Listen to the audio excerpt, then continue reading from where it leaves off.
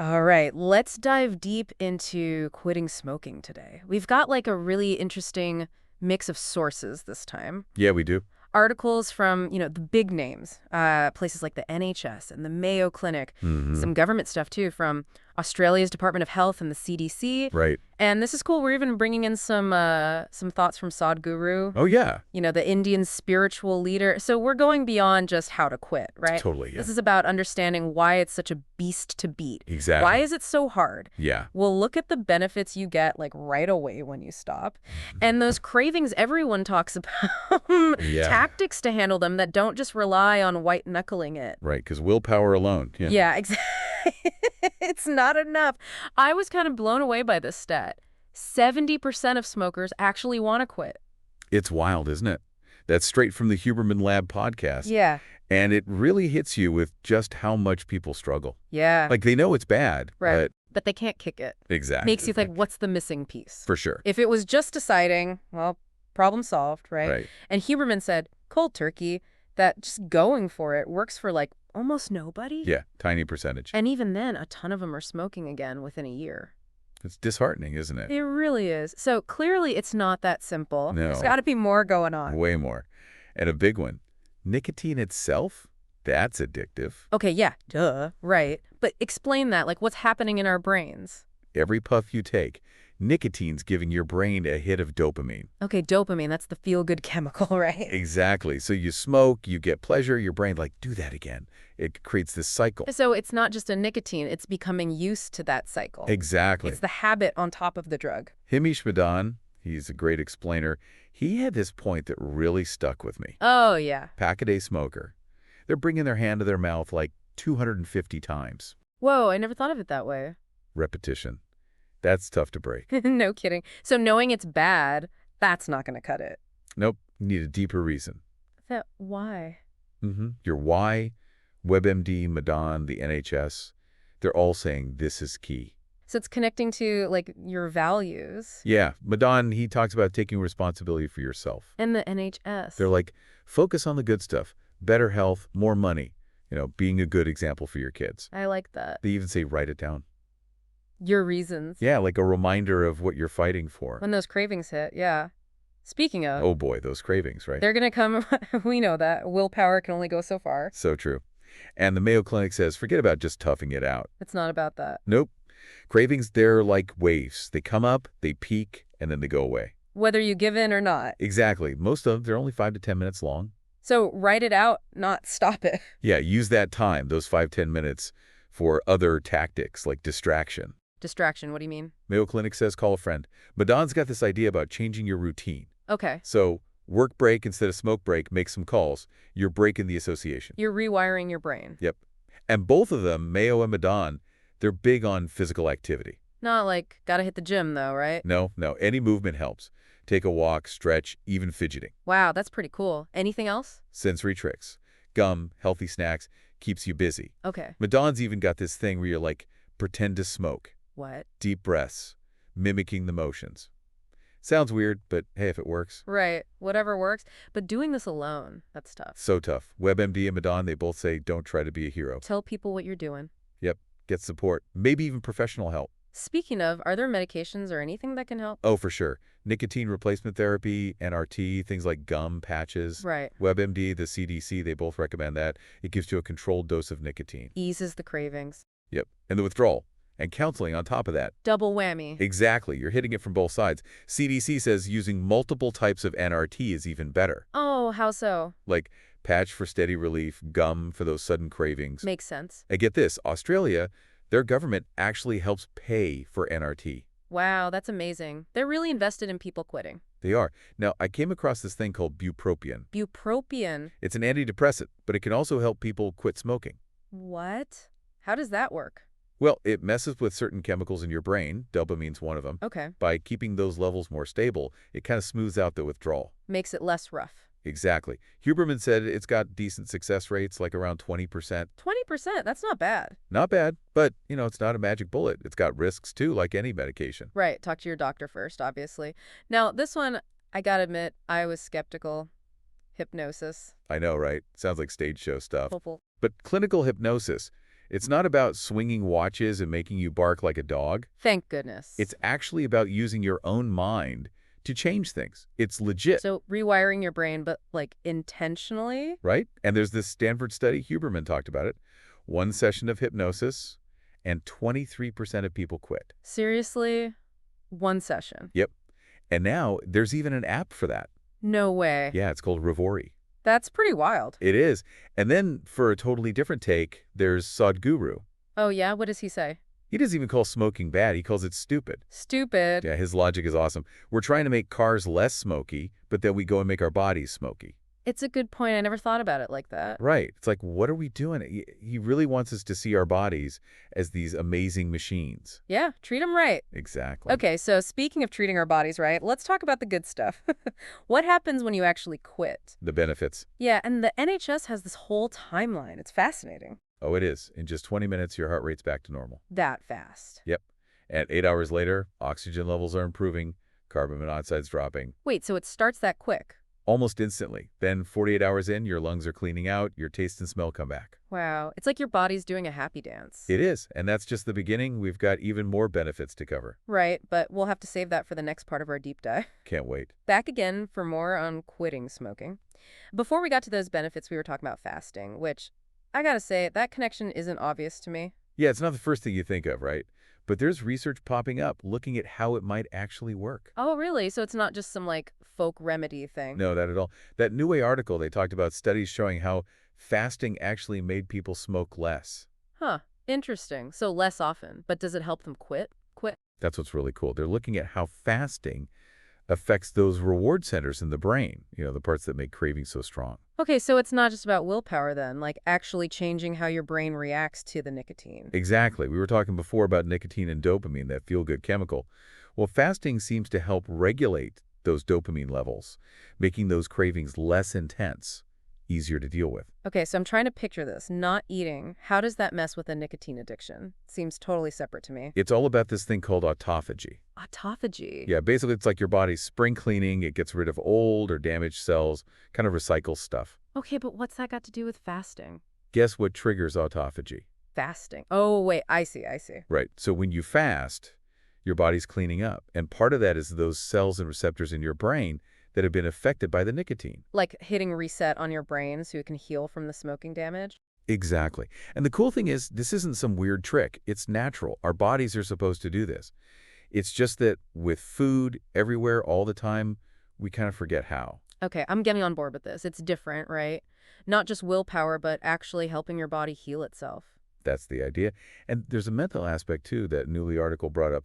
They compared it to, like, religious fasting. Oh, interesting. Like people abstaining from stuff as a way of being disciplined, showing commitment. So you build mental toughness through fasting that helps with quitting. That's the thought. You prove to yourself you can do hard things, which carries over, Makes sense. This whole deep dive is making me realize there's way more to quitting smoking than I ever thought. It's a big deal. It's not just a bad habit. It's your health, your energy, your whole life. Totally. Now, remember that NHS timeline. The benefits, they start so fast. It's amazing how quickly your body bounces back. Like 20 minutes, heart rate's normal. We said that already, right? Yeah, but it's worth repeating. And 8 hours, more oxygen, less carbon monoxide. It's almost like your body's going, thank you, finally. Right. Then 48 hours, lungs are clearing out, you can taste and smell better. It's nuts how resilient we are. That does give you hope. Even after years of smoking, your body can heal that fast. It's powerful motivation. Feeling those improvements, that helps you keep going. For sure. It's not some far-off thing. You feel better now. Absolutely. Now, one thing people worry about is the cost. Oh, yeah. NRT, medications, that stuff adds up. It does, but think of it as an investment. Like you're investing in your health. Makes sense. In the long run, it could save you a fortune compared to, treating smoking-related diseases. Right. It's about the big picture, and there are ways to make those treatments cheaper, right? Oh, totally. We talked about Australia. They help people pay for NRT. And in the U.S., the CDC website has info on how to get help with costs. So there's help out there, and plus, you're not spending money on cigarettes or vapes anymore. It's like a bonus in your pocket every month. But what about the people who've tried everything and still can't quit? What do you say to them? That's tough. I guess it comes down to everyone's different. Yeah, what works for one person might not work for another. And just because something didn't work before doesn't mean it won't work now. So keep trying, basically. Keep exploring. Find what clicks for you. It's your journey. Like being a scientist with your own quitting. Trying things out, seeing what gets you closer to your goal. Exactly. And don't be afraid to get help from a pro. Therapists, counselors, they can personalize a plan for you. Yeah, sometimes you need that extra support, that expertise. And quitting any addiction, it's a marathon, not a sprint, right? So true. There will be good days and bad days, moments of strength and moments of weakness. It's about moving forward, even if it's just a tiny step. You know, we've talked a lot about the physical and mental side of things, but there's also the emotional part. Oh, right, letting go of something that's been part of your life for so long, that can't be easy. It's hard. Smoking gets tied up with our emotions. It's how we deal with stress, boredom, even social situations. So quitting can feel like losing a part of yourself. It can, like saying goodbye to an old friend, even if it wasn't a good friend. It's not just physical detox, it's emotional too. Exactly. Be kind to yourself. It's a journey. Celebrate the small wins. We get so focused on the end goal, we forget to appreciate the progress we're making right now. So true. Those little victories, they add up. Now, get this. I found this idea that just changing how you talk about quitting can help. What do you mean? Like, the language we use can shape how we see things and how we act. So instead of saying, I'm trying to quit, which sounds hard, you'd say. I'm choosing to be a non-smoker. It's a positive shift. Interesting. It's like you're reprogramming your brain with your words. And this works for any habit, not just smoking, eating healthier, exercising, whatever. That's pretty cool. But back to practical stuff. We talked about handling those cysts and cravings, but what about those deeper triggers? The emotional stuff. Yeah, stress, boredom, social situations, those are tough. They are. That's when willpower alone usually isn't enough. You need a plan. Like a toolbox of ways to cope without lighting up. Exactly. And the first step is knowing what your triggers are, those specific things that make you want to smoke. Paying attention to the patterns. Yep. Then once you know them, you can figure out healthy ways to deal with them. So if stress is a trigger, you could try things like deep breathing or meditation. Exactly. Or if it's boredom, find something to keep you busy. A hobby, reading, hanging out with friends, anything but smoking. And if social situations are tough, practice saying no.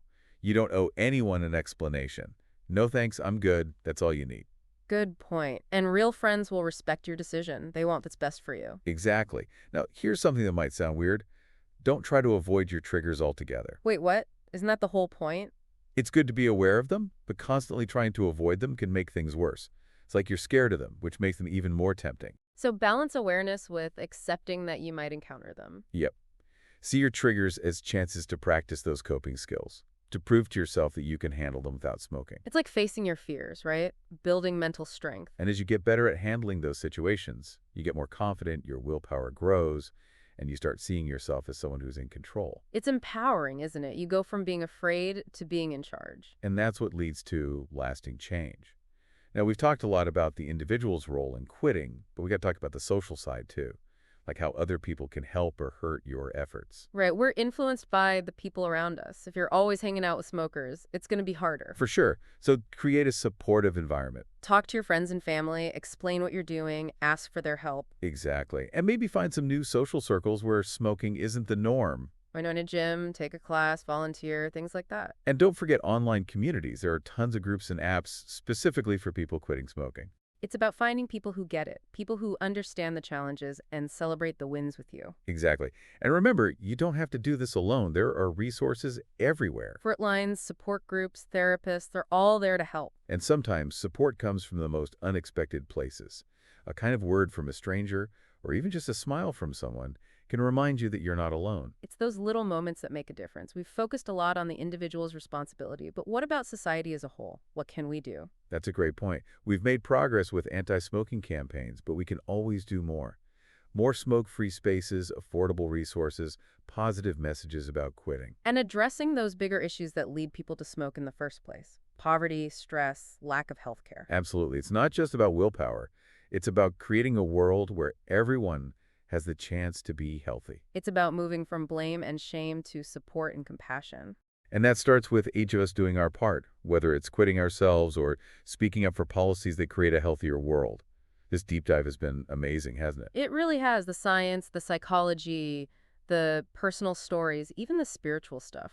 It shows just how complicated addiction is, but also how strong people can be. I want our listeners to know that no matter where they are on their journey, whether they're thinking about quitting or they've tried and failed 100 times, there's always hope. You are stronger than you think. You deserve to be free.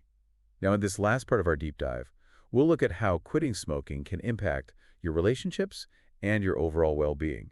Stick with us. And we're back wrapping up our deep dive into all things quitting smoking. Whew, we've covered a lot. We have so many strategies, so many approaches, but the big thing to remember is there's no one right answer. Totally. What matters is finding what works for you. Like, we've given you this big buffet of options. I like that, the buffet.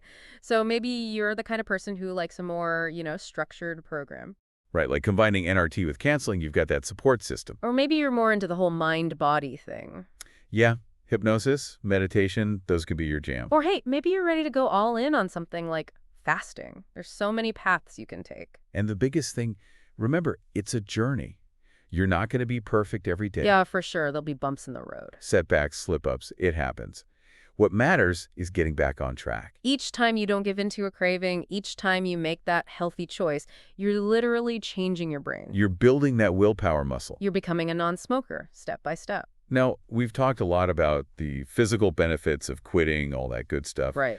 But there's another side we haven't dug into as much, the impact on your relationship. Oh, yeah, good point. It's not just about you, right? Secondhand smoke, that's a real health risk for the people around you. And all that nagging and worrying from loved ones that can put a strain on things. It creates tension, for sure. And honestly, smoking, it can be isolating. You're always stepping outside, away from people, just to have a cigarette. It's like this barrier, yeah. So when you quit, you're not just improving your health, you're improving the health of everyone you care about. It's a win-win. You build stronger bonds, you connect with people more, you create a healthier environment overall. Imagine you can actually breathe easy, laugh without that coughing fit, play with your kids and not get out of breath.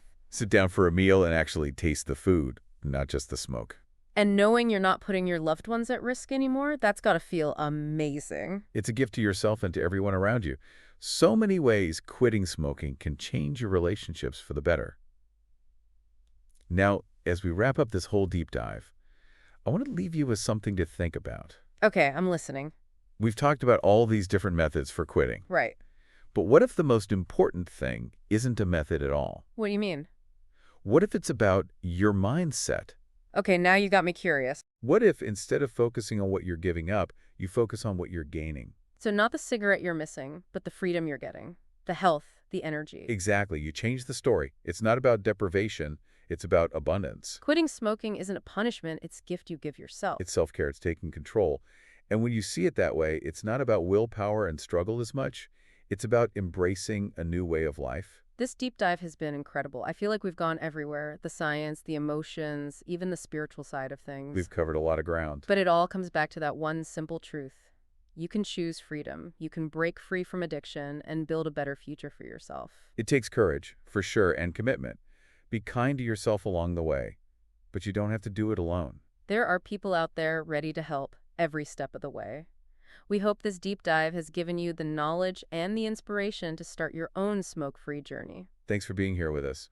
And until next time, keep exploring, keep learning, and keep growing.